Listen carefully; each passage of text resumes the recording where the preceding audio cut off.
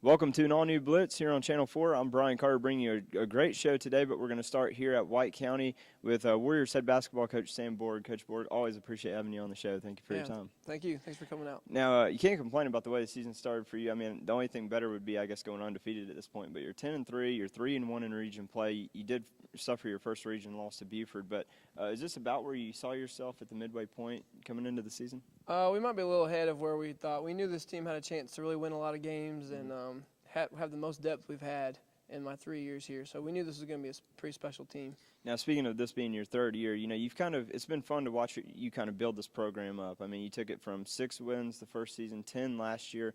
You've already matched that output from last season, and you're just at the halfway point right now. What is that like for you to actually be able to see the results of you building this program up? Yeah, it definitely hasn't been easy. You can't just step in and build Rome in a day, as they say. So it's been challenging, and I'm proud of the kids that have went through the valley with us to get us to this point. So like you said, winning 6 games that first year was difficult, and 10 last year. So we have 10 now, and we have pretty big goals with these guys in the third year.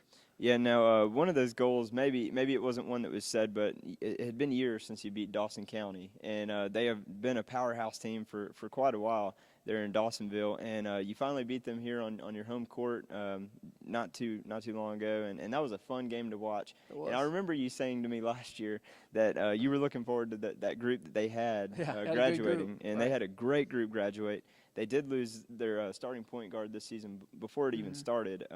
They're still a tough team, though. What was that like what did you take away from that win over Dawson? Yeah, well, they had a great group graduate, but they're just so well coached, and they're a very tough team to beat. They beat East Hall this week. It's a big win for them. So beating them, it was big for our guys to go over that hump, and the rematch at their place is going to be a great game. Another challenge for us to play them, but. Obviously, when you beat a team that's had your number, I think it does a lot for confidence and kind of flips the switch around here. Our kids believe that they can win. And basketball has gotten really exciting over the past few years. Talk about, again, how the community has just played into buying into this program. Yeah, I mean, you kind of have to put a good product on the floor for the community to come out and watch. And it's been nice to see, haven't done any big promotions or anything, but they hear that the guys are playing really hard, and they know we're playing a lot of kids and we're pressing, and it's kind of a fun style of play to watch. And we're noticing more and more people start to float the bleachers, and we hope that we can continue to grow the crowd, and by the end of the year really have some good home court advantage. Yeah, and you guys travel pretty well also, I've noticed at some of the games. And now you started out the season another rivalry-type game against Lumpkin County, lost there. But then you go on, I believe, 8 games in a row. That's right. Get off 8-1. Talk about what was that like to get off to such a strong start and have 5 football players on your team that, you had to play a couple games without them. Yeah, that's right. The Lumpkin loss is something that you don't want to lose any games, but that game really, I think, was probably good for us. That's a team we don't want to lose to, but it really woke the guys up, and I think it helped us focus to go into those next 8 games. And we had a couple football guys missing from that game, and we get to play Lumpkin again this Saturday. It should be another really good game. So sometimes when you lose a game early in the season, it kind of you hate that loss, but it can be good for you early on to lose the game. And now again with the football players, talk about how exciting that was with that 8-1 start. They were able to transition so quickly and be ready, because I know you had to be excited for the football team going on the run and going into state 2 years in a row, but part of you is kind of wanting, you want your guys back on the court. Definitely, yeah. Well, the winning is it's part of our athletic program. So football team winning just gives the guys more confidence that they're winners, and when they come in the basketball court, they play with that same confidence. And just with our style of play, getting up and down and subbing a lot, we needed those bodies. Yeah. So they helped a lot when they got out here to just give us, I think, some of the best depth in the region. Now, you mentioned, you've already started region play a little bit, and we said you're 3-1 as it stands right now, fresh off that loss to Buford, which you closed out pretty strong in that game as well. And those, the 4 games that you have played in the region are 4 of the tougher teams in Region 7 AAA, aside from yourself, obviously.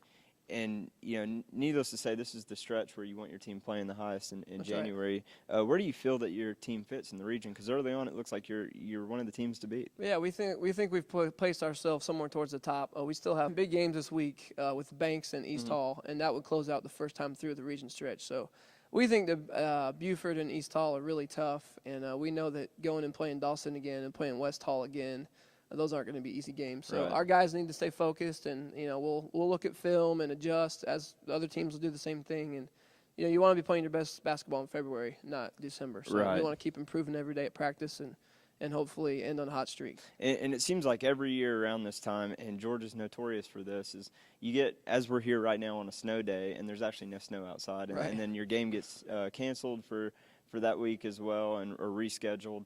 Talk about, how that can kind of hinder or be an advantage to your team. Yeah, I mean, these are teenage kids we're talking about. So when it's a snow day, you're not real inspired to come in here and get after it at practice. Yeah. You just want to kind of lay around. So it's hard for them. But once they get in the gym, put the practice jerseys on, and we run them a few times, they're ready to go. So they get after it a little bit, even on a snow day.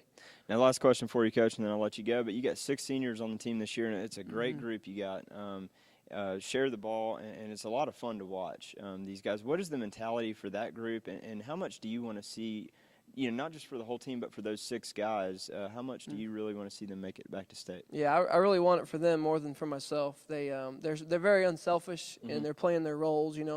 If they're not a shooter, they don't shoot, and if they're not a slasher, then they don't try to do too much. And they're really unselfish and playing with a lot of humility. So I hope that hard work ethic and humility will pay off, and I want it for them really bad. Yeah, and Coach Borg, thank you very much for your time again on Blitz, man. We appreciate it, and definitely looking forward to seeing you and the Warriors march back into the state playoffs. Yeah, I hope so. Thank you, Brian. Thanks. Now, when we come back, we're going to have a quick player interview for you here on Blitz.